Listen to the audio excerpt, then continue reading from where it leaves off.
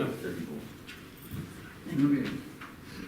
Dear Father in heaven, we come before thee at this time, prior to our council meeting, and pray that the Spirit will be in our midst, that we may be able to listen, understand the perspective of all those who will address us, and try to make decisions that are beneficial to our town. We pray this time for all those who are infected with COVID-19, some close to us and who are having difficulty and are even in intensive care. May God bless them for the difficulties they're going through and for the pain their families are suffering at this time. We pray, Father, for the blessings upon this meeting, and we pray for this thing in Jesus' name. Amen. Amen. All right. Today is the 9th day of February. We have a regular council meeting, and we are going to call this meeting to order. We recognize our delegations. We have Debbie Henninger and Gadi Romero, and we have Sandra Devaney. Is she in the back? I saw her before, I think. So welcome to all of you. Before we do anything else, we will adopt the agenda and then I have one addition. I wanted to talk about my conference that I'm going to be okay, can you put it on the question, Councillor? Sure. Yeah. Okay, so on the question, there will be one question from that I have for Jeff, and you have a It's question. the library conference is coming up in The March. library conference, okay. And we have a comment from Councillor Bengry after the adoption of the agenda. So all in favor with those additions? Thank you very much. Councillor Bengry. I just wanted to make it public as a councillor and also as a citizen. I want to publicly thank our public works for the town and the job that they're doing on the roads and other areas of our community. Also to the administration for making sure that they have the equipment and the finances in place to supply the equipment and the needed funds to keep that equipment going. So thank you very much to our public works and to our town administration. I'll pass Thank it on you. to the council. Thank you. All right, so we have a delegation at 5 o'clock. This is Debbie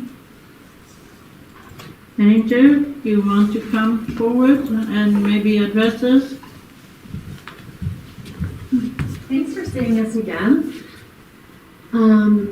As the dog park committee, we've been just continuously fundraising, and we are excited to lock down a place that the town agrees on.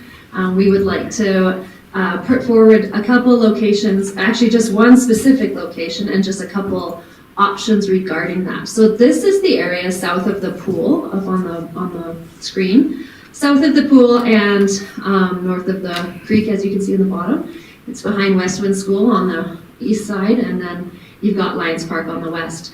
That area is partially paved up top with the concrete that's up there, and then it's got that kind of picnicking area. We were bringing this forward as a proposal for the location that we think it meets all of our criteria, and as a town, we're hoping that that would be a great location, and we think you would agree with that. We would like to use the fencing that the town already has up for the pool, but we've been notified that that might be not possible based on what the Public Works needs to use to access. So with that in mind, we want, or we hope for as much of this area as possible. So, Debbie, can you help me understand? Mm-hmm. There are different lines there. So Everything in red would be our fencing. Okay. There would be 3 gate entrances, still to be determined, but there would probably be one close to the up the corner by the pool, where we would propose some parking since the parking is already there. And that would be one access. The other access would be along that parking area, which is a little bit more accessible for those in wheelchairs, etc., because it is paved that whole way. And then the last entrance would be up at the down at the far corner, which would be close to the park and the walking path. And those would be what we're thinking is the 3 main entrances to the park. Everything else would just be fenced in. We would propose that concrete be removed. It's not a make or break for us. We recognize that the town has that, and if the town would take it back to its natural state, that's what we ideally would like for that to happen. We would like, it's lit already. There's adequate lighting in that area of the park. There's already garbages there, there's already park benches there. There's really not that much work as far as the town's requirement or need that we would need help with. But definitely that pad is something we would prefer to have removed. Okay, so thank you for showing us a new area. It's definitely away from habitation. It's definitely more in a wilderness kind of. What we need to hear from you is what you started to say you would like support and help. What exactly are we looking for in terms of support from the town? Well, right now, we are almost at our goal that we started with of $10,000 in fundraising. We are almost there. I don't have the exact numbers right now, but I know that we're close, if not at it. That is going to continue. The fundraising is not stopping. We still have another plan for our next part of fundraising. That being said, the estimate fencing looks about 1,000 feet of fencing. Using the contractor who has offered us his labor for free and at cost fencing, we're looking at approximately $16,000. 16. So far we have 10. We are, like I said, we're going to continue. This fundraising for our park pretty much won't end until we get the most beautiful park we can think of. So that's not really the issue, but it might be a time issue that we're not able to meet that entire $16,000 estimated, maybe by the spring, which is ideally when we would like to have this park ready. So everybody else is ready. The contractor is ready, assuming that the town agrees to use that contractor. He has been used by the town before. So we're hoping that that could be the easiest way for us to get through this. And we've got willing hands, lots of members who are willing to do the hard work, the hard labor to make this a beautiful location as best as we can. But we're hoping the town could maybe help in kind in some way to either bring that that land back to its natural state, whether that's taking out that concrete, helping us to sod, all those kind of things, or just maybe to help us fund that rest of that bill while we are continuing to put funds into that account. Oh, okay. Councillor Bengry, do you mind me asking something? No, go ahead. Councillor Brown, if I remember, when we did the park on the east side, there was at a time where you needed a loan to kind of finish paying for a few things. Sorry, are you speaking of the soccer park? Yes. Okay.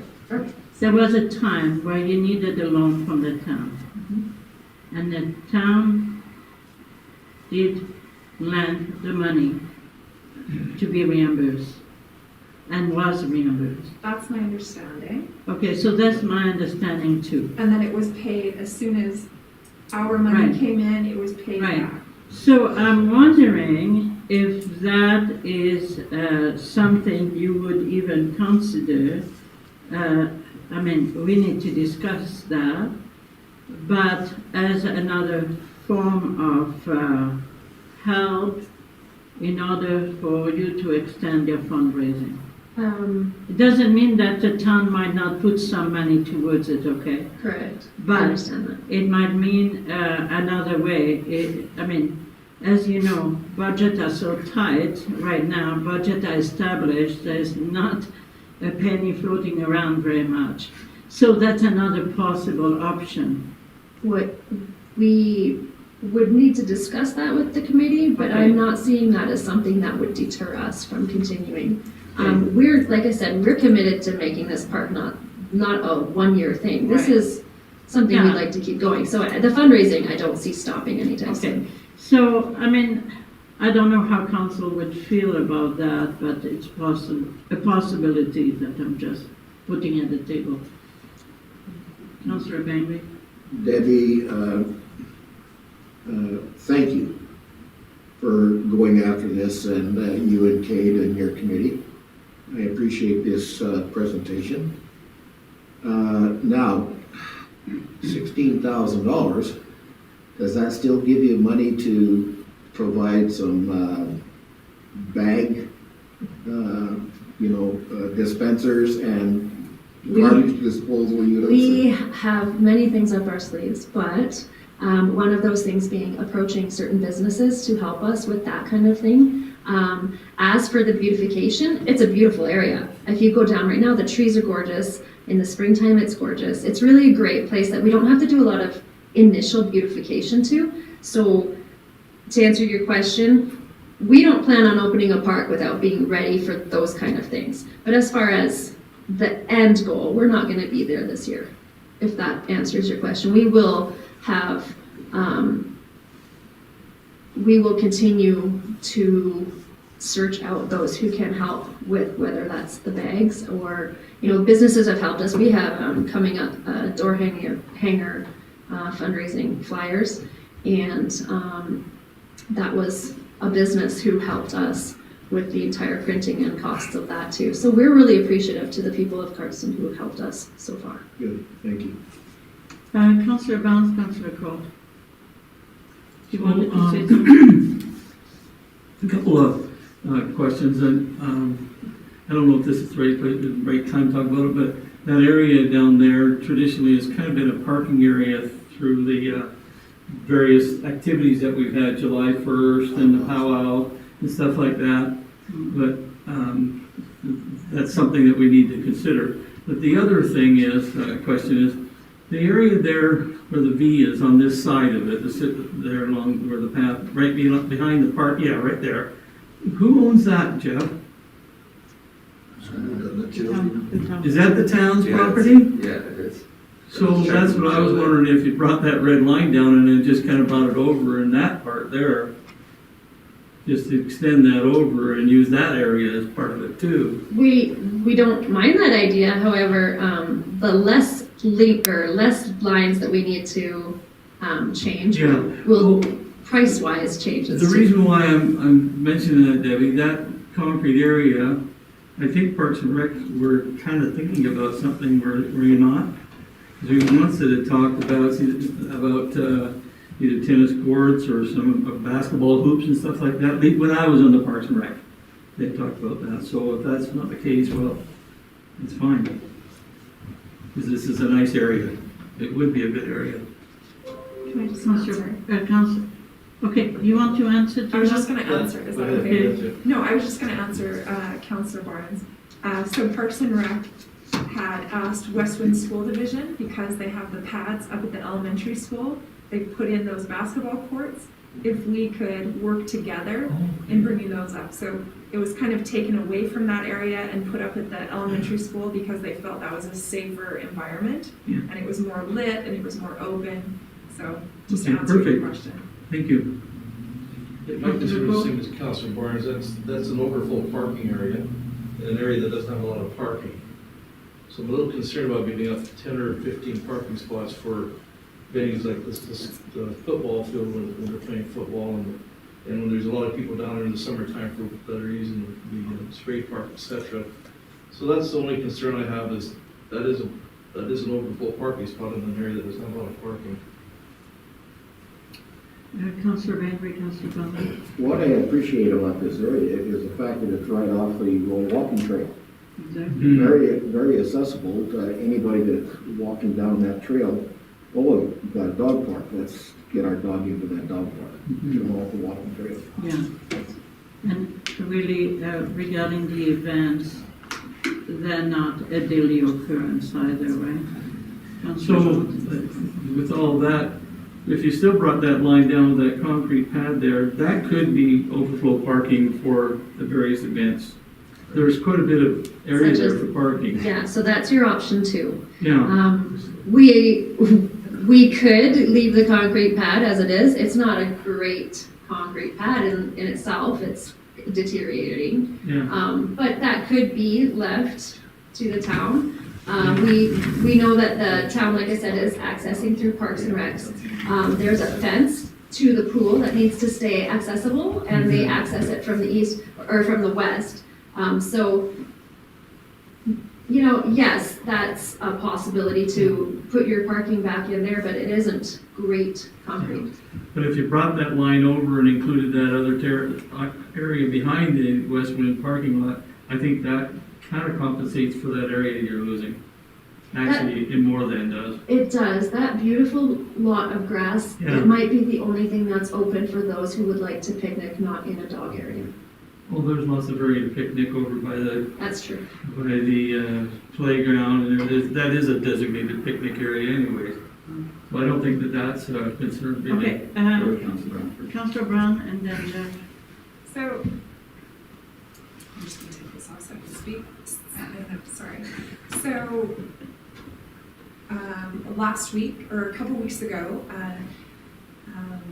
Debbie had brought this up when we were downstairs. It was right after they had pitched to council, and Jeff had out his phone, and we were looking all over that area, and she just picked up on it and said, what about this? Who owns this? And so we started looking at it, and then like a week after that, we were talking, and we were texting back and forth, and I suggested that Kate and her and myself and Jill go down and just do a walkabout and just see what we could see down there.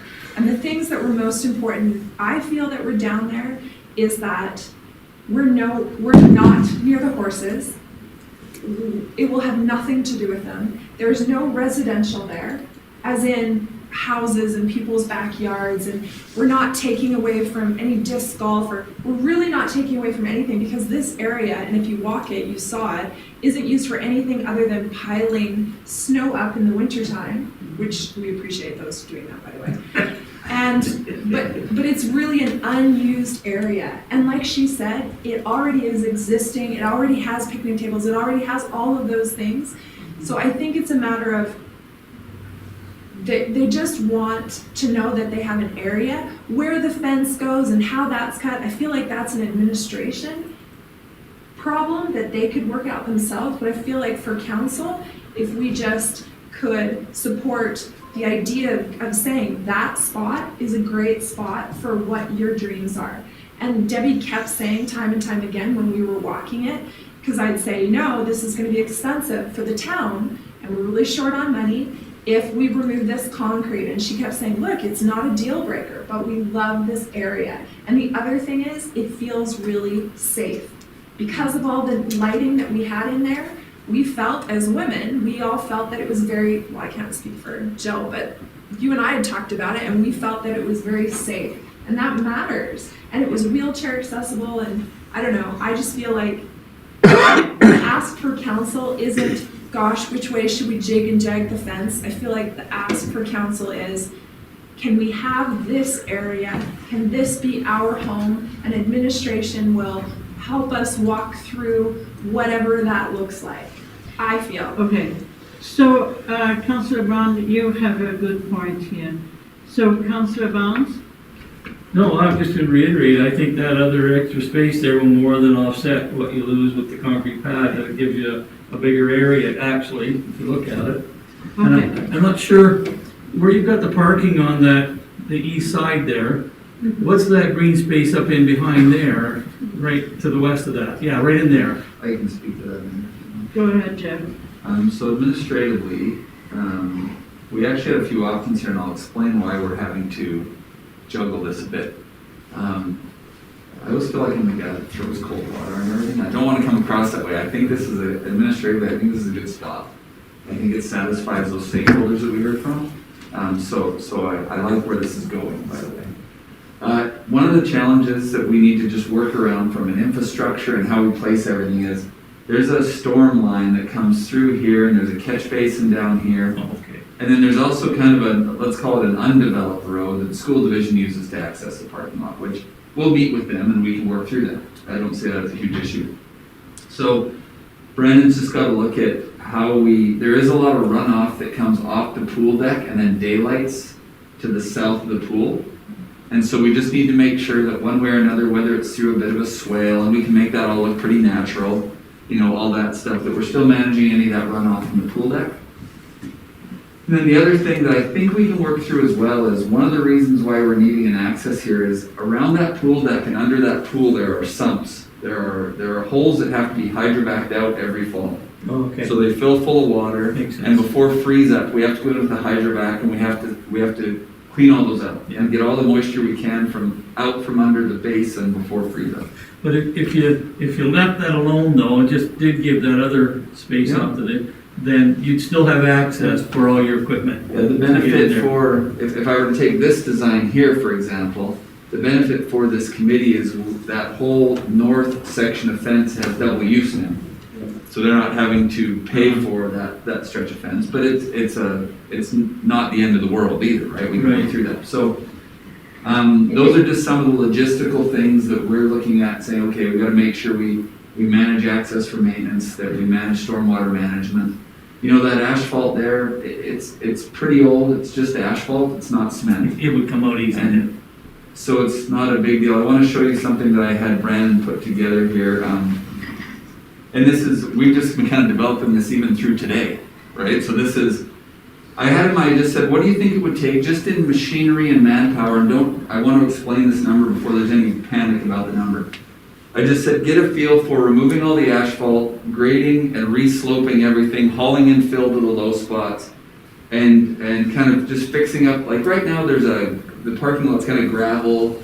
It's not going to grow any grass there, So if we brought in fill and topsoil and got it where it could do that, with our labor and machine time rates, it's a considerable amount. I'm not proposing, by the way, that that's something we tell this group they got to go raise before we contribute. I'm not saying that at all. I'm just giving council an idea that at our rates it looks like that. But one of the things, and I appreciate Debbie saying, if this is a bit of a project that we kind of have a spot and we work on over time, if they're not saying, hey town, we want this thing to grade and in good shape by April 1st, well, that's something our guys, when there's 2 hours on an afternoon in the summer and they want to go haul a couple loads of fill in there, then they can run and go haul a couple loads of fill in there and spread it out. And then, if we can kind of pick away at it too, it's not like we have to put a crew on it for a week. We could pick away over time, and if everyone's a little bit patient with an end goal of having it where it needs to be, that's something I think we could certainly work with the committee on. And just on top of that, we have hands. We have so many hands. We're willing to do the work.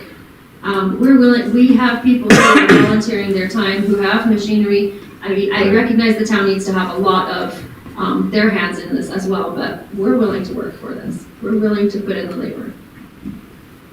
Okay, thank you very much, Debbie, for your presentation. I think the spot is definitely a more desirable spot, and we will discuss that later on and let you know. Thank you. You're welcome. Thank you. All right, so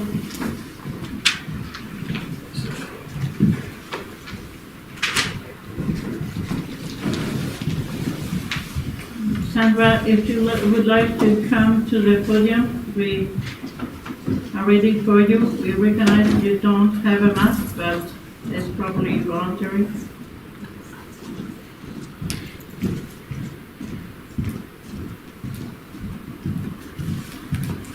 Thank you very much for letting me come and do this. I work in paper. I'm old, so I don't know how to do some of the stuff that would have been better to do. I don't know what you actually got on email, but I did these out copies. So I could use 3 things for each one. And I have sent an email to Jeff to share with each of you that will supply some of the extra material links that kind of go along with what I'm talking about. And I would like to, first of all, thank you. I'm new to this community. My daughter said the one thing you cannot do is cry, Mom. So I'll try not to do that. But I'm new, and this is a wonderful community to live in. And so just to reassure Jeff, I'm not asking this committee or this council to do anything. This is just information that will be helpful in decisions ongoing that might be what you need to engage in conversations with the community, with each other, and with the powers that be that make changes here. So with that, I would like to just start with this information. I'm going to start with a little story. I was in a store. Yeah, I should have separated that. Sorry. I was in a store, and there was a teller that was talking to a customer. And she was telling the story that she hadn't visited her mom in 8-9 months. And because of COVID. And as I came up closer to her, I suggested that maybe she could visit her mom, that there was no proportionately increase in deaths over the last 4 years. So this might not be as, fearful as she might think to go visit her mom. Her reaction was quite fearful. She said, well, that's your opinion. And I thought to myself, it was maybe my opinion to suggest you visit your mom, but it wasn't my opinion on the facts of the number of deaths that we've experienced since COVID and before. So that is fact. And so now what I'd like to do is just present some of the facts so that we can make decisions based on that as we move forward. So number one fact is that the virus has never been isolated. So when they talk about COVID-19, it's a word they kind of created to describe something that has never been really defined. And that has been Freedom of Information all over the world have asked their health authorities to say, can you give us the information to verify that this virus exists and what its viral isolate looks like? And not one health authority has been able to do that, including the first letter I hear, which is the one that was requested of Canada, Health Canada. They have no information on the viral content of COVID-19. Second fact is that a PCR test that then tests for something that hasn't been isolated is not finding COVID-19. It's finding something in the coronavirus family, whether it's a cold, whether it's a flu, whether it's last year's flu vaccine. They're finding bits and pieces. And as you can tell from the information in your email, the second one by Carrie Mullis, who actually created the PCR test, he said it cannot be used to identify infectious diseases. It's a process of amplification, which you've done 35 cycles, which is in the trillions of amplification. It's finding nothing but debris, nothing infectious.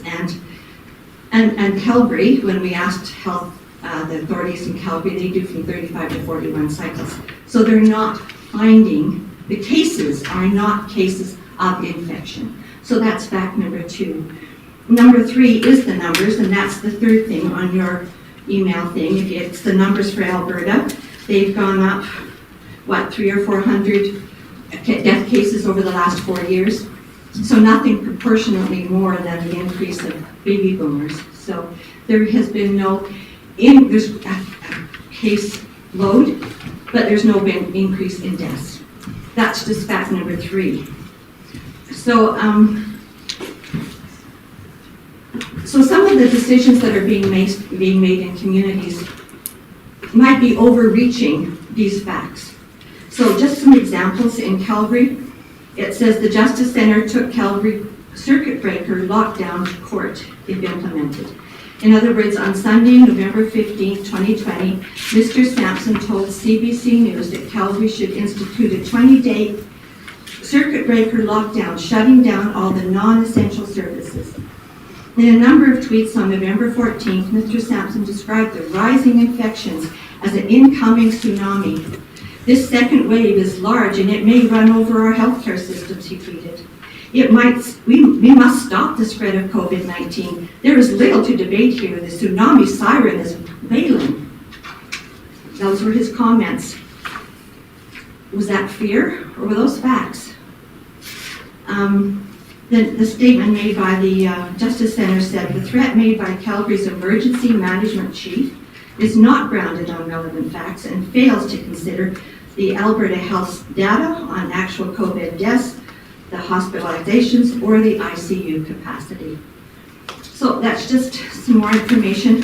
In Edmonton, there was the council was considering mandating mask fits. This is before the Alberta Health Act came out, and he was addressing the city council. This Dr. Roger Hodgkinson was chairman of the Royal College of Physicians and Surgeons Committee in Ottawa, a CEO of a large private medical laboratory in Edmonton, Alberta, and chairman of the medical biotechnology company selling the COVID-19 test. So I'll just make a few statements from his statement to the City Council of Edmonton, and he said, the bottom line is simply this. There is utterly unfounded public hysteria driven by the media and politicians, and it's outrageous. Masks are utterly useless. There is no evidence based on their effectiveness whatsoever. Paper masks and fabric masks are simply virtue signaling. And a word on testing. I do want to emphasize that it's my business. I do want to emphasize that positive test results do not, underlined in neon, mean clinical infection. It's simply driving public hysteria, and all testing should stop unless we're presenting to the hospital with some respiratory problem. Number 4. The scale of the response that we're undertaking this night with no evidence is utterly ridiculous. Given the consequences of acting in the way that we're proposing, all kinds of suicide, business closures, funerals, weddings, it's simply outrageous. We have to consider it's just another bad flu. So those comments by this doctor at the City Council meeting in Edmonton was not even mentioned when the city the next day said that we heard no opposition to this masking mandates, and they completely dismissed what he said and carried on with their decisions. In Lethbridge, I listened online to the mask mandate in Lethbridge at the time that they discussed it, and this is my letter of response to them and to the city of Lethbridge. The Ontario Nurses Associations won 2 arbitrary hearings against mandatory masking policies imposed on healthcare workers by hospitals. In both arbitrary hearings, the published science was scrutinized to determine whether masks can prevent the transmission of respiratory viruses. The arbitration court found that there was no quality science showing that masks work to protect the person wearing the mask or those they interact with. In both cases, the court successfully struck down mask or vaccinate policies in Ontario hospitals and found the evidence regarding the use of masks to prevent the transmission of influenza to be insufficient, inadequate, and completely unpersuasive. But like health authorities and employers and politicians all over the world, the hospital involved ignored the science, ignored the courts, ignored the complaints, and continued to impose the wearing of masks on nurses who refused the flu shot. In this case, masks were being used as a punishment for those nurses daring to complain or speak out. Similarly, anyone who voices a contrary opinion to COVID restrictions, including medical staff, politicians, businesses, or individuals, are being rebuffed, censored, fact-checked, shamed, punished, and are regulated. It is really not surprising that the public often regurgitates the exact same rationale and words as Ken Moore did in his letter. used because those are the talking points promoted by the media 24/7. And when did the personal safety become a police matter? The answer is when it becomes profitable. Why are seatbelts mandatory and using bath mats in your tub not mandatory? Both are equally important for personal safety and both impose personal care, healthcare dollars. The difference, of course, is access and profit. The answer is because they can. Asymptomatic persons, according to the CDC, rarely spread the virus, and the health recommendations are that if you and your group can remain socially distanced, there's no need for a mask. Blaine Hagan, Jeff Carlson, and Ryan Parker tried to bring reason into the discussion with City Council, but in the end, the City of Lethbridge also ignored the science, ignored complaints, ignored the health recommendations, and made a decision based on actionable convenience and profit. The mayor even complained that MLA Newdorf dared to express his thoughts on the matter. The city called their restrictions temporary, but they imposed those restrictions with 0 cases and no hospital overload. It doesn't get better than that. So what will it take to get our freedom back? So yes, these controls and the censorship happening around it are certainly an unwanted infringement on our personal rights and freedoms. Isolation is a technique of torture and is being felt by every member of society worldwide, as facial expression is the most important method of communication, even before words. Masking makes isolation even worse, especially for those having exemptions vilified by the public. Healthcare dollars are now being spent on phone visits, so don't talk to me about the effectiveness of tax dollars. Healthcare as we know it is gone, perhaps forever, because of these restrictions. Suicide surpasses COVID deaths, and the masking and distancing of our children will have a long-term injurious effect. So I say, your right to swing your fist ends when it breaks my nose. There is a lady who runs a business, a health and safety consultant business in southern Alberta out of Lethbridge. And she sent me a letter about her concerns that she's seeing with the businesses that she consults with. It's her job to actually recommend, to evaluate the risk that they have in their environments and to recommend safety procedures and cautions and equipment. She says, I'm deeply troubled by what I'm seeing and hearing out in our world right now. I've had workers within my client organization express concerns about the requirement to be wearing a mask all day at work. In addition, when I'm out and about in our region, I see workers of all types, servers, store workers, office workers, trades, struggling. Workers are stressed out and upset, and I've had numerous workers at all types of jobs say to me that they cannot breathe, they feel dizzy, that they're getting headaches, that they feel they're going to pass out, and that their cognitive abilities are impaired. Many have told me that they have physical, medical conditions such as COPD and asthma.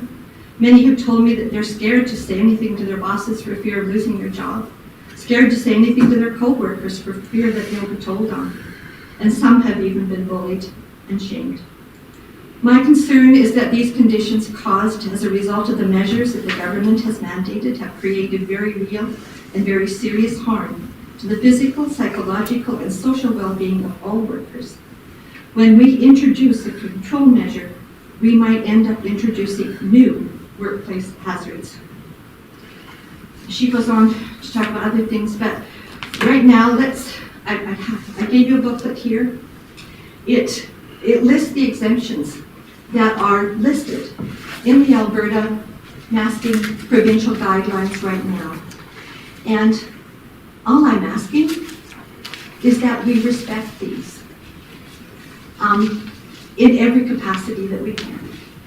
And as part of this, the Alberta Masking Act, it says business requirements.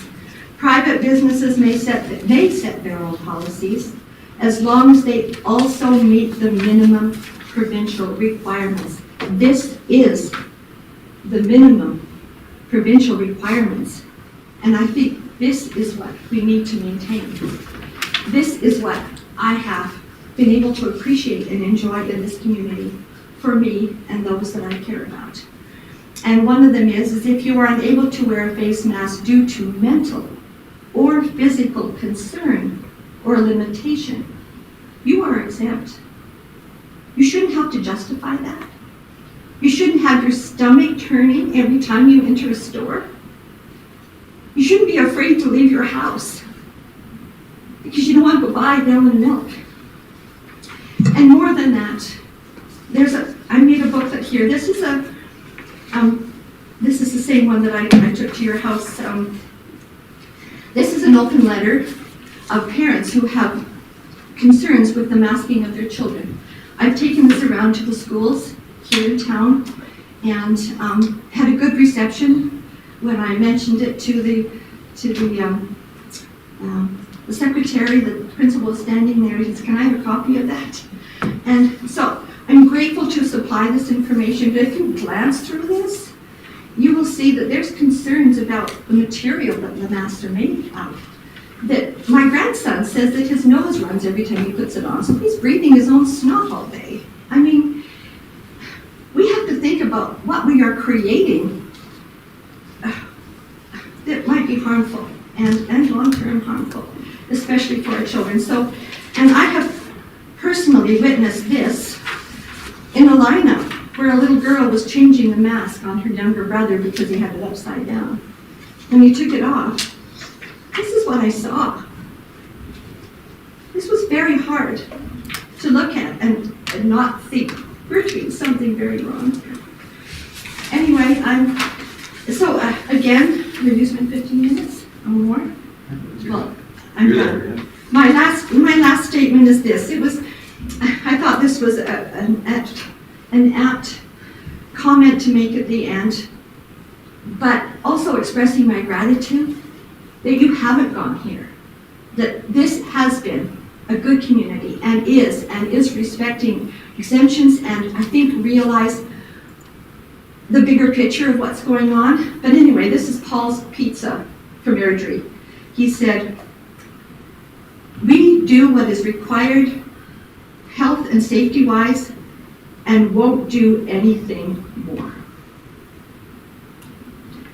So that's my request, if there is one, and also my expression of gratitude, both for allowing me to say this and to thank you again for the wonderful community that I get to live in. Thank you. Sandra, thank you very much, and thank you for having taken the time to give us some information. Information is always good to review.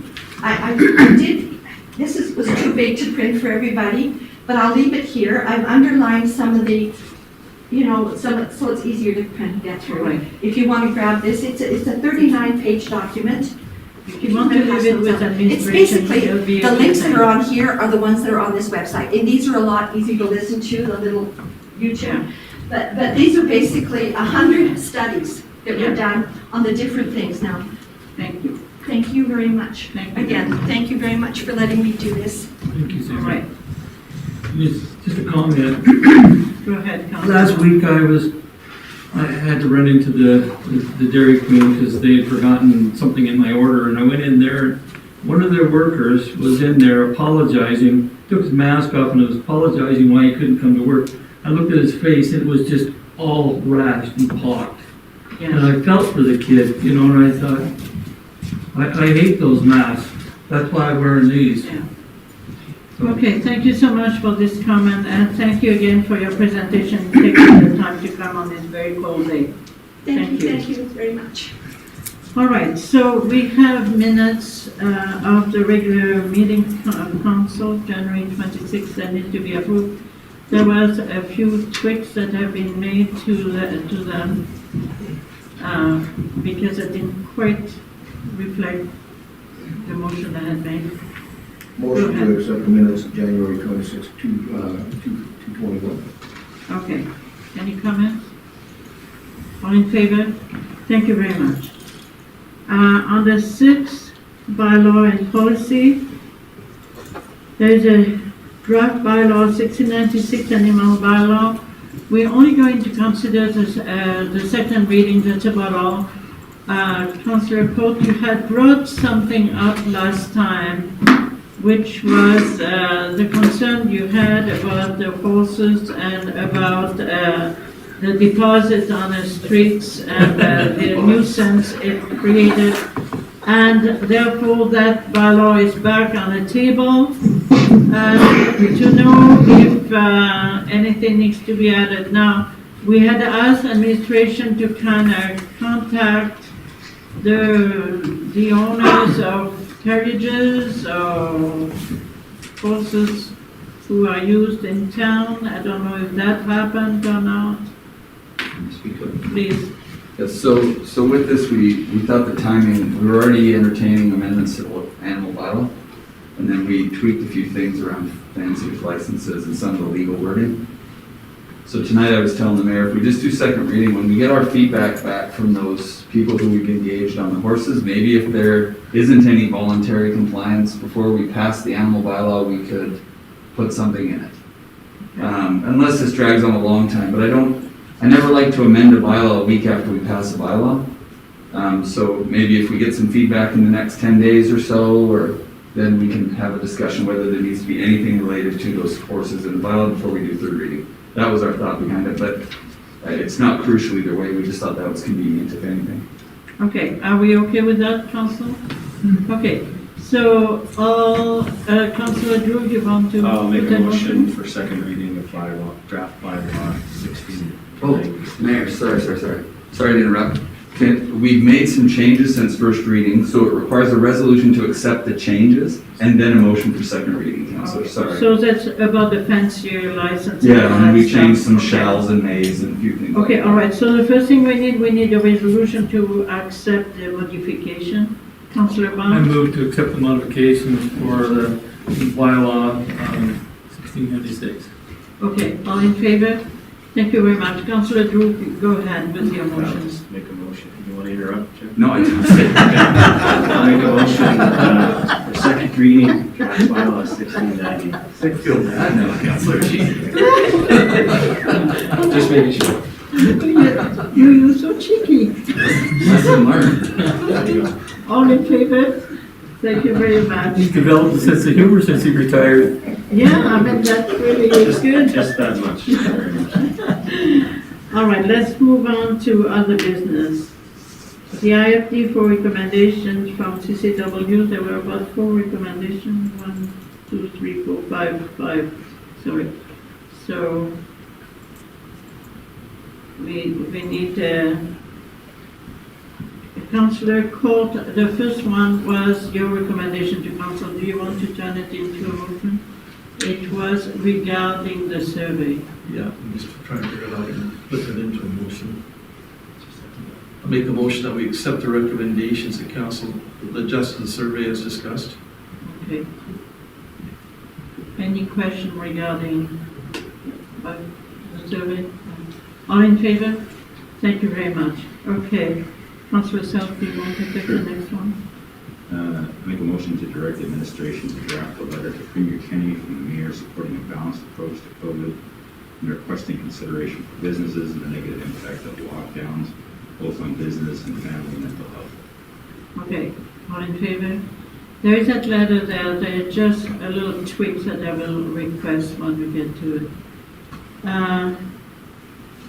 Somebody want to take my motion? Councillor Barnes? Move to recommend council to have Council Selk and the CAO Jeff Shaw go to Milk River to explore the telegraph system of internet. Okay, Just a comment if I'm not here. go ahead.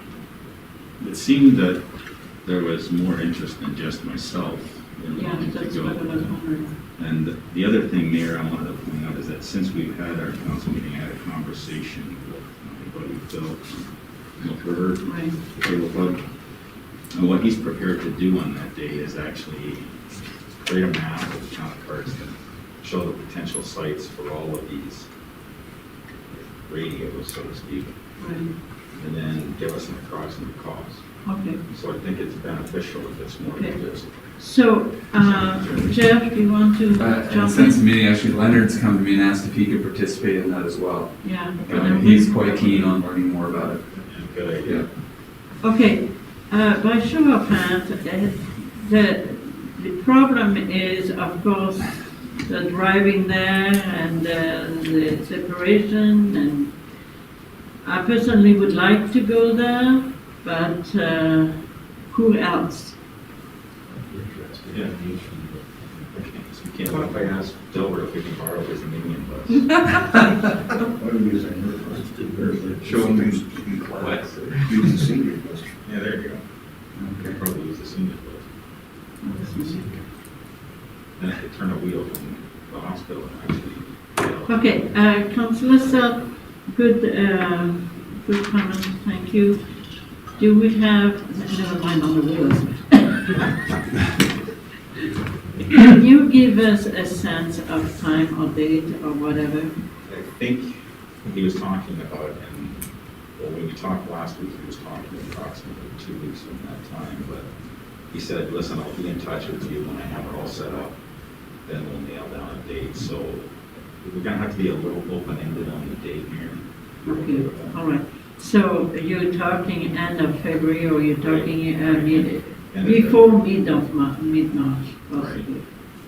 Maybe just an amendment to the motion to set up the meeting with Milk River for councillors and staff to Yeah, attend, something exactly. generic like that. Yeah. Make that amendment with my motion then Okay, to include, include whoever council and administration or department head of Leonard would like to go.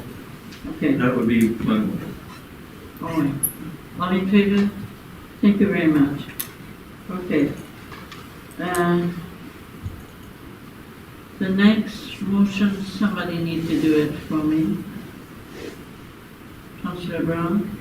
I would like to direct administration to talk to the county regarding boss feeds to see if they have a bylaw regarding the smell, and to contact Force to see what can be done to limit the odor from industries on the outskirts of Cardston. Okay, so is that to contact BuzzFeed or is it to contact the county? Because it should say the county. Contact the county, yeah, that's the resolution. Right. Regarding, it says. Yeah. to Regarding contact- The county will Correct. contact Okay. Forrest. Okay, all right.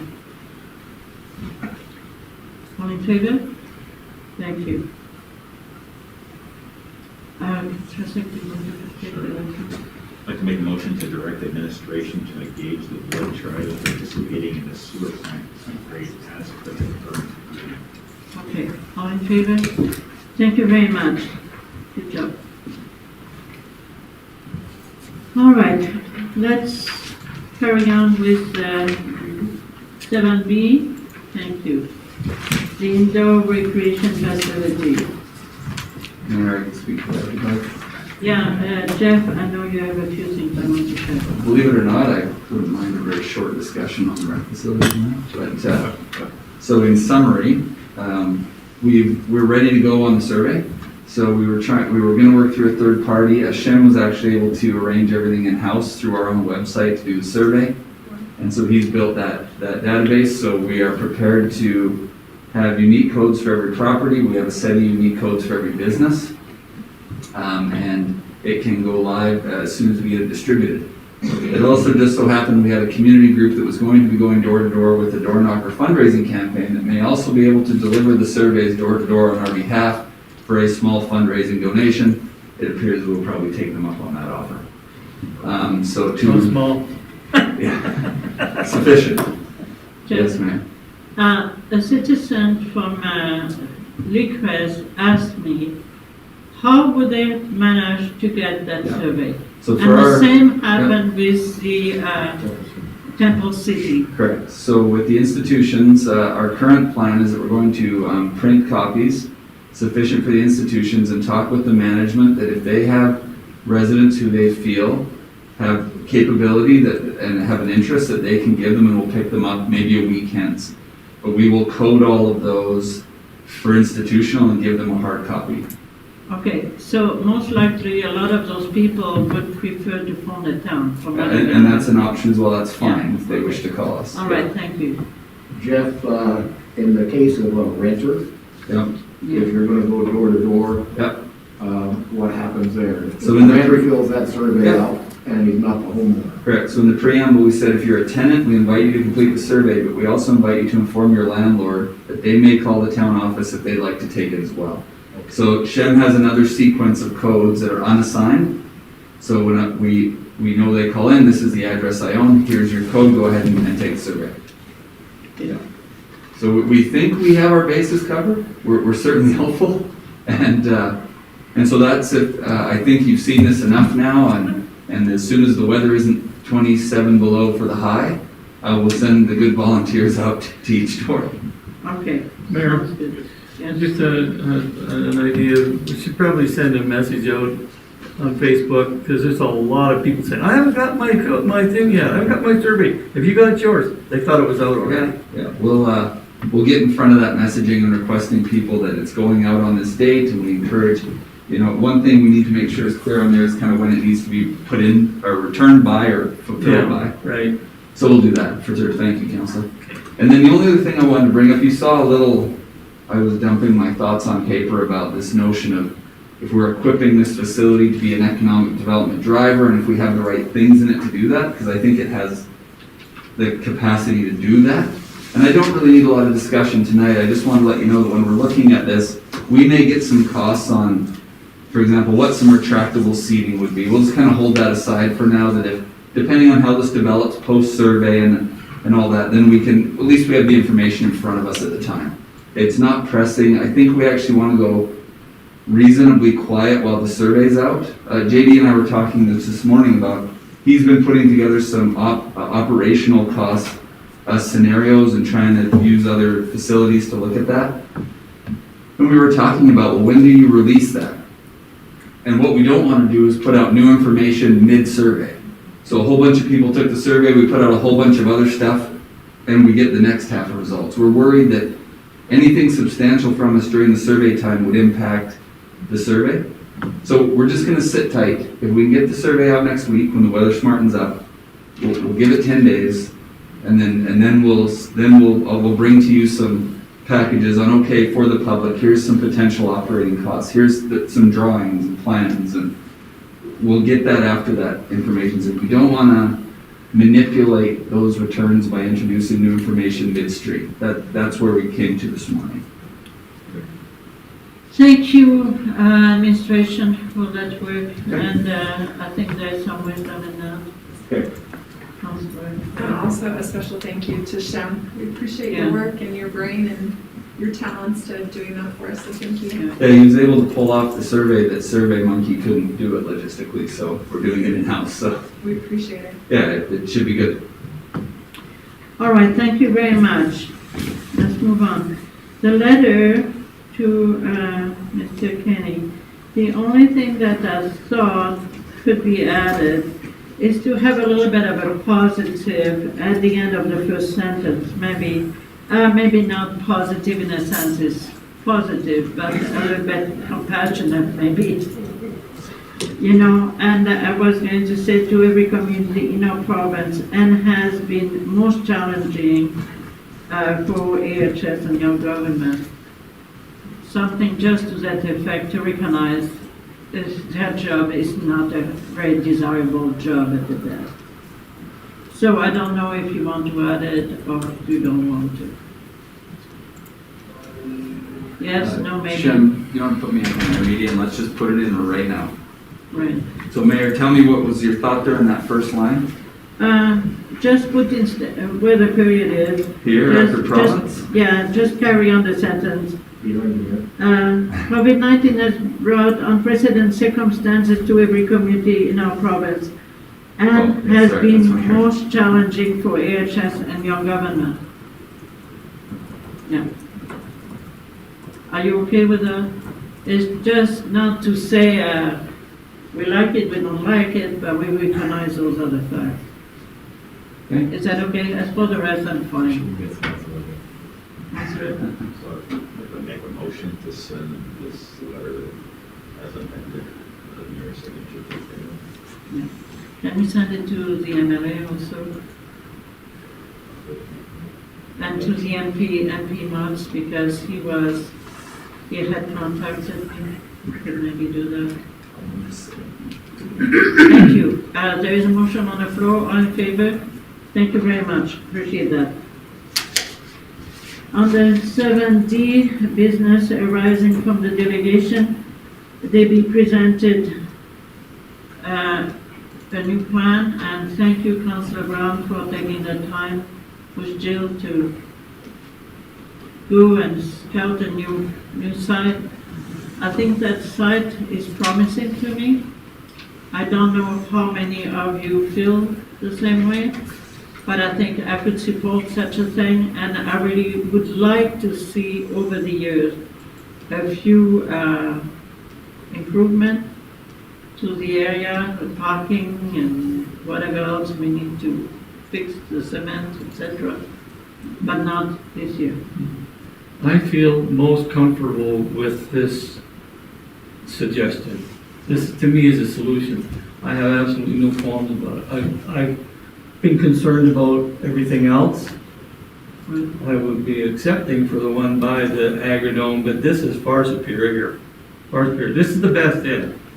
And I think that we could, I think that the area down there, it's not used enough in the year to justify keeping it there just for a parking area for special events, because there is other areas. Like I said, that area up there where the pad is, if we used it, we could use it. But I think that we've got enough. I think we have enough parking. And the picnic area, we have plenty of picnicking area out there by the playground and by the spray park there.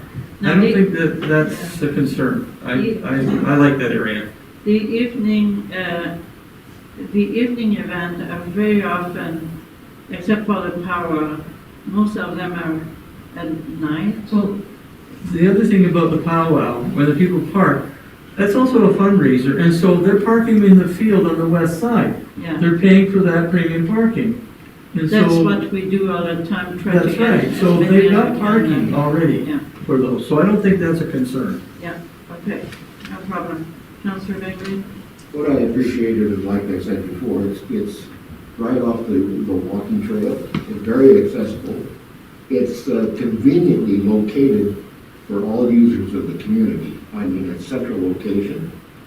It tidies up an area of the park that's always garbage all over the place. I mean, that, where the old camp kitchen used to do, Yeah. if you go through that park and drive through that park, there's garbage strewn around all over. Even if there's a garbage can there, it's always full, and there's garbage strewn around. So this would help clean up that park and make it usable.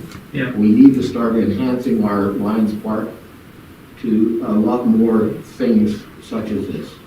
Okay, so, Councillor Selk. I like the location, I just think it's an awfully big dog park, because we're giving up a lot of real estate. So I think if you could shrink it to fit in some of that area without, if I recall correctly, the original dog park down below the hill wasn't nearly that size. Okay. And maybe that's it. So that's one comment, thank you. We'll take that into consideration. Councillor Drew? I support it. I think it's been a Okay. Councillor Cole? I may disagree with Councillor Barnes on the parking. I believe that overflow for football and baseball and for kids that are using the playground area gets used quite a bit, but I think we can work around that as well. Okay. Chair? Just looking at the parking, I think we have a reasonably simple solution that if we move the western proposed boundary in 10 feet, we can have parking all the way down that, all the way down. Yeah, both sides. that's a good idea. That entire length of it, and it wouldn't sacrifice much as far as the dog park goes to push that in 8 feet or whatever it needs to be Yeah. to still have two-way traffic behind it. If we just leveled that and graded it, we could establish parking down the entire west side all the way into the park. Per case, I have no problem. Hold on a second. Councillor Brown, Councillor Bengry, Councillor Selk. So this is a Jeff question. Yeah. So could I make, for this, because of land, do we need, what's? Sure. It's a process? Uh-huh, Good question. Here's what I think it is. thank you.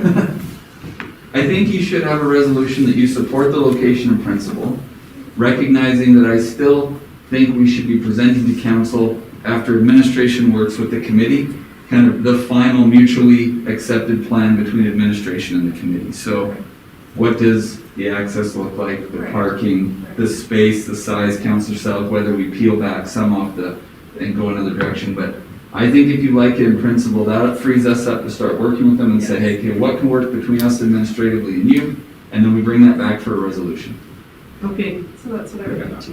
That answers what. Okay. okay, perfect. Councillor Bengry. Yeah, I have a super big dog, and my Yorkie loves to have run space, and so the size of this park would be just right for him. He'd love to run this park, and that's, the bigger dogs are in a better predicament than my little Yorkie is, but, yeah, Now I like voting the, to I like the become a size of breakfast the for park. You know, to be somebody the terror of that area. Councillor Brown, are you ready for a I would motion? really like that. So I would like to make sorry, Go ahead. I would like to make a recommendation, Just make a motion. It's a motion. clearly a in motion. principle. I would like to make a motion that, so just for the wordsmithing, to be Sure. clear. So I would just, if you wish, approve the Yes. location in principle, Okay. pending a final design after the committee and administration agree. Something like that. Uh-huh. Yep. Shem, that's And if exactly Shem what I wants to just put that said. after your Okay, name, I'm I fine. fully support that. Okay, so the motion, do you want to read it back, Shem, since you got it? Council approved the proposed location in principle pending the final design approved by the dog park committee and administration. Perfect, nailed it. Thank you. All in favor? Thank you very much. Debbie, congrats. Thank you. Could I request another resolution of council to proceed with the distribution of the recreation survey as soon as the weather allows? Yes, absolutely. Thank you, I forgot about that. Make a motion that we proceed with the recreation survey as soon as the weather allows. Thank you. Thank you. All in favor? Thank you very much. Okay, so there is quite a bit of work. Okay, Councillor Bengry, sorry. Jeff, do we need to worry anything about funding for a dog park at this point? Well, I think the group's got that well in hand. I think what I'll give you maybe a glimpse of what I'll probably be presenting to you after we meet with them. We will have some costs as a town to get the site more appropriate, let's call it that. And it will probably be my recommendation at the time that we simply donate that towards the grounds so long as we have time to do it. So, you know, if Debbie and Kate are saying, Jeff, it's May 1st or bust, well then, they can go raise some money and we'll get some fellas in there. But if we can have a pragmatic approach where, you know, maybe phase 1 is that we're gonna get this elevation down, and phase 2 they're gonna swale the storm drainage, etc., and they're cooperative with us, my recommendation is likely that we just donate that, Council. Okay. And then secondary to my question, we have some contractors in town with some big equipment. And if they are willing, we're happy to have them. Could the committee contact them? Yep. And if it's all right with the town, that they move in on that site and do the preparation? Yeah, we can work them. We do have underground electrical, underground storm. We have a few things as long as we go through the processes. I don't see any problem of involving others that wish to participate. Thank you. We did the same thing on the Lions Park Playground. We had a number of our local guys come in and help with some of that. Thank you. Yeah. Thank you very much. Okay, where are we? Under questions. Yeah, give I me have a a second. question. Give me a second. Under 72, the presentation from Sandra Devenay, we can take that as information, and you can read it and share it if you so wish. Okay. It's always good to hear from people from the community who are interested. Under 8 committee reports, we have done till this time 9 questions. So, Jeff disappeared. Okay, I have 2 questions. okay. Oh no, you're out there.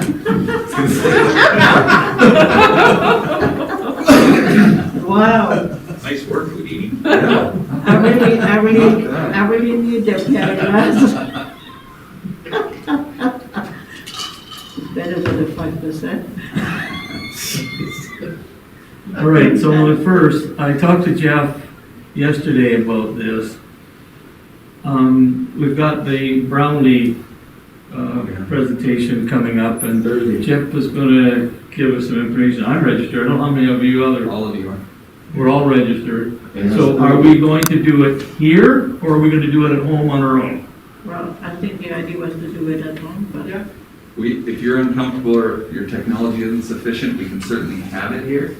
I'm fine at home. Yeah. So if you want to set it up. Thursday. you have to come here. Thursday, This 8:30 in the morning. It's Thursday, yeah, it's Do Thursday. you want Start to at reset 8:30 it in the tomorrow? morning. Okay, so do we have a Zoom kind of, I'll reset, Jill registered you. We'll resend all of your registrations again tomorrow. So you have them high up on your emails. It's all Zoom link. And so I'm actually not attending the one on Thursday because I had some conflicts, but they're doing the same thing again next week, so I'm attending that one.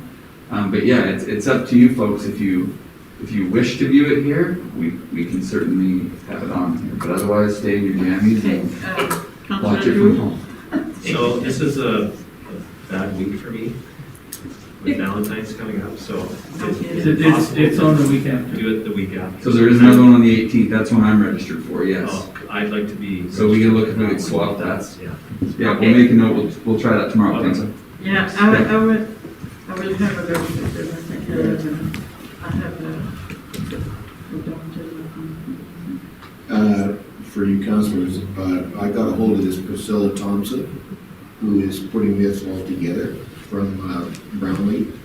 And she just asked me for my last name, where I was from, and she looked it up and said, yes, I'm registered. And you should have got I did get one. a registration package with your information to tag into the Yeah. Zoom. I got Thank it. you. Yes. Okay, well, I do have a double look. I got the agenda package today. We'll resend them all tomorrow morning. Okay, Thanks. Now, second question. I have a library conference coming up first part of March. And because of COVID, it's not going to be on 2 days. They're stretching it over a 5-day period. They're going to do late afternoon, evening. And so I'm requesting that I get permission to be able to attend that conference via Zoom. And it would be half days, but I mentioned to the mayor that I don't like the idea of doing 5 half days. I'd rather just do 2 full days. It's less expensive and it's going to save the council half day. so you're requesting 2 full day I'm per diem? requesting 2 full day per diem. Yeah. Yeah. There won't be any mileage from my house to downtown to eat lunch. Okay, so Councillor Bengry, I'll make a motion that Councillor Barnes do the Zoom and claim for 2 full days per diem. okay, that's for the library conference Yes, that library normally used conference. to be in Bend. All in favor? Thank you very much. Okay, so Jeff, according to the provincial new changes regarding COVID, can you give us an update possibly? So I just wanted to get you up to speed. A lot changed in the last 4 days on recreation facilities. So last week on Wednesday, we turned off the plants at the ice rink. In fact, our neighbors in McGrath pulled their ice out and it's gone. Thankfully, it was cold enough that when they changed things on Friday, the temperature of the rink was still sufficient that it was fine. We hadn't pulled the ice out. And so Randy actually went down and turned the fans on because it was so cold outside. He just pulled cold air from outside and it dropped the temperature of the ice back down. So we're good. All the ice is fine. It's staying in. Because what happened is as of Friday now, the first announcement was practices of up to 10 people, including the coach or trainers. Well, no, I should take that back. I'll take that back. At first, it was one-on-one with a professional or certified coach and 1 student. And minor hockey said, we would like to work with some of our people and see if there's some interest in doing that, where we would run some sessions every 30 minutes, one-on-one with the coach. So we said, okay, we'll get the ice back down to temperature and see what you find. And then on Saturday, it changed where now groups of 10 can practice in an indoor facility. And so so then on Monday, Randy said, he said, well, we turned the plant back on and we're rolling again, and minor hockey is now, they got approval from Alberta Health to split the ice in half with actually, they have a foam barrier that goes across. And they will be running their team practices in 2 groups of under 10 per group. And so we worked with them on those groups, even though they're the same team, they have to use separate change rooms and dressing rooms, and then we'll clean them between. And they are getting back to a nearly normal schedule without games. So that's a good thing, I think. They're gonna start they started tonight. So we have the rinks going tonight from 5 to 9 or something. And then the other thing is gymnastics started back today too, here in the Civic Center.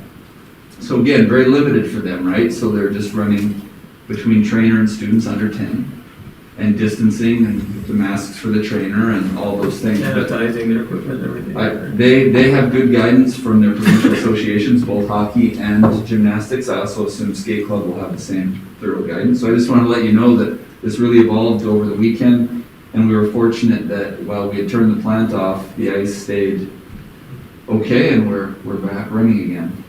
Okay, Jeff, just a minor issue. A couple councils ago, or maybe I don't exactly remember when, but there were some groups that were asking for a refund for the rest of the year. Yeah. So help me understand how that's going to work now. We'll simply only defer the difference. So what they use, we'll bill them for. And then what council approved is the maximum deferral or refund. At the end of the season, we'll just do whatever's left. Okay, all right, fine. I think Fair that'll enough. be just fine. Fair enough. And I think they're excited to get going. I make a recommendation that we all get Tylenol for explanation so we can get over the head. It's been bizarre. It's been totally bizarre. Between the power outage on Sunday and then the change on Saturday, I got more text messages over the weekend than I have in a year. It was just bizarre. Well, you know, the power outage, to tell you the truth, was an Totally fine. interesting thing, because what people realize is that when I called the town line, there was no message to help them understand what was going on. That's because Leonard got 80 phone calls in the first 5 minutes. Right. And so what I was Got a few as what I well. was wondering about, Jeff, is there a possibility in the future, I don't really know how, I'm not a techie, but is it possible, if something were ever to happen, that whichever department is affected, could put a message on a phone line? I don't know if it's possible or not. It's certainly possible, but you have to understand the amount that came through in an incredibly short period of time. So even I couldn't get through to Leonard. Right, so I was calling him, nope, couldn't get through, voicemail's full, and he told me this morning, he said in 6 minutes he got 80 phone calls. Because everyone in town knows who he is, right? Yeah. So everyone's just bombarding him, so he says, and by then I'm trying to be up in a truck fixing it too, right? Thankfully this wasn't our issue, this was a Fortis issue. So as soon as I was able to get through to him, we put out on social media Oh, I see. what was going on, and then we were able to catch up on a few things. But there's just that immediate hit that sometimes, if it was bad, Mayor, if Leonard had phoned me and said, look, it looks like we're gonna be out for 2 hours and it's 25 below, we would have used our call-out system and phoned everybody we had a number for in town. Right.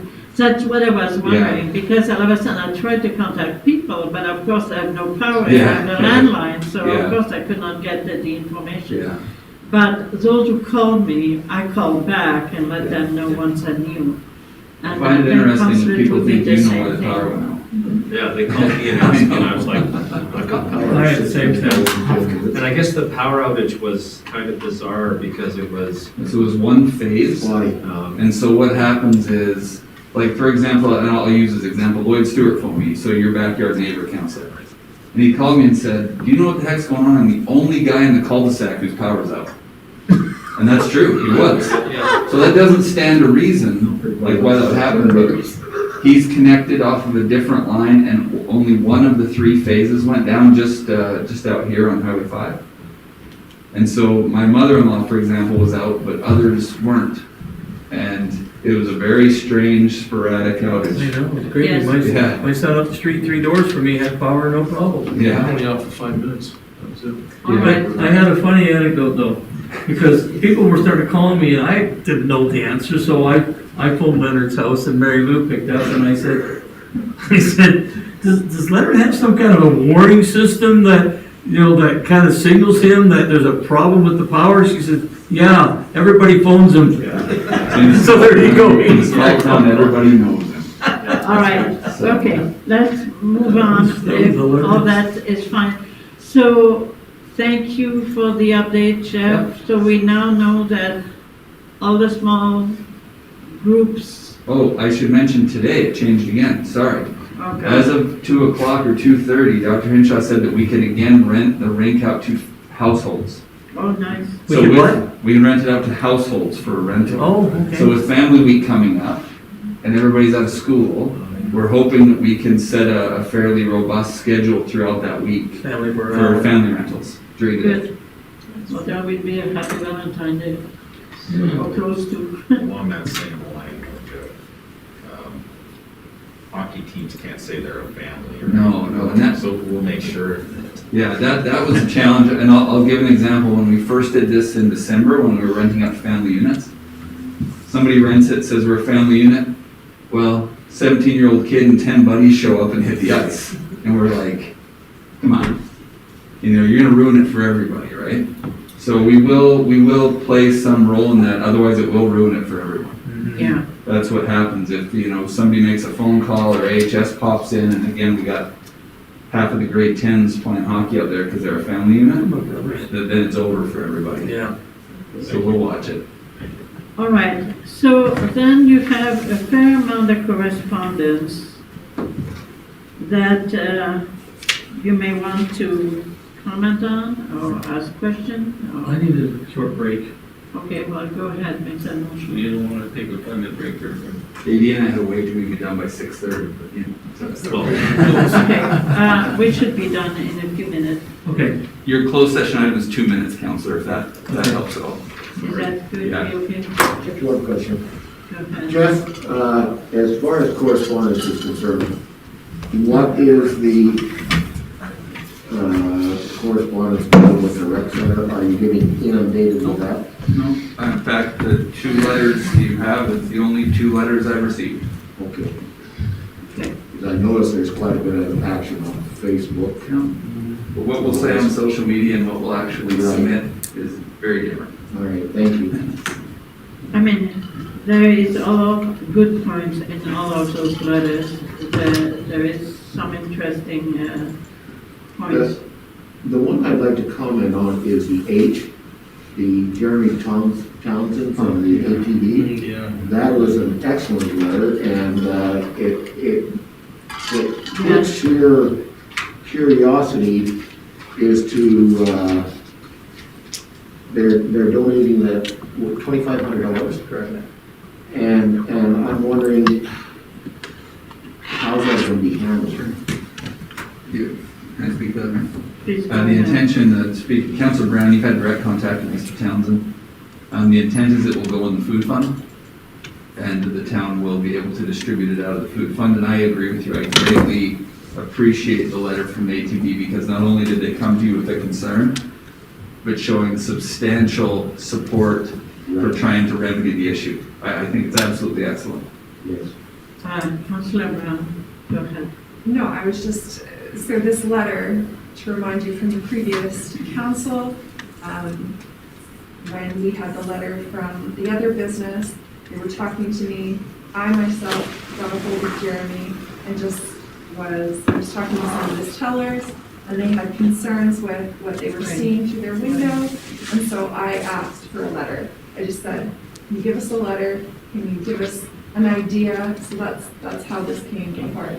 And then, when he called me, because they hadn't quite gotten the letter all together, we didn't know for sure how much money they were giving, and he really wanted to put it into or not him, but ATV, really wanted to put money into the community to go towards homeless people. They didn't want it put in something else, and so I got a hold of Jeff. We talked Okay. about it, came up with the idea of putting it in the food fund. So then I got a hold of ATV, said, this is what we would like you to do, and then they were fully supportive of that idea. Councillor Brown, thank you very much for that initiative. It's a good one. Yes, go ahead. Then with that in mind, That doesn't could sound we like a ask administration to write a thank you letter back to the ATV and tell them what the reaction is from the council. That was really close to a motion, Council. And I'll make a motion. Nice, there we are. Okay, motion for a letter, comments regarding that, Councillor Selk? Just a question on that there. So in terms of the whole vagrancy issue, where are we going? Yes. Well, that was going to be my question for Jeff regarding that very letter. How do we handle the issue? Because they're giving us something that does not really address the remediation to the problem. Sure. So that's what I'm interested in, so maybe Councillor Selk could get the answer as well as I will. So I don't know that that's obvious. I'm not sure, but I think when we talked last week, sorry. I think if I'm able to meet with Rick and get some direction on each of those areas we've identified we want to work with the Blood Tribe on.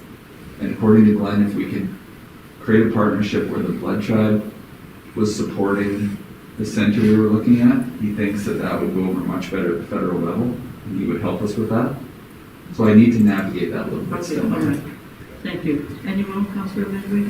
Councillor Selk, in regards to that letter, the final paragraph where it says, we encourage town council to seek out ways for those individuals to access safe places to meet. So there's our request from ATV, so I think we need to address that. I mean, that's something we have tried to find a solution internally many times. We thought we even had a location, but somehow never seemed to pan out around the table.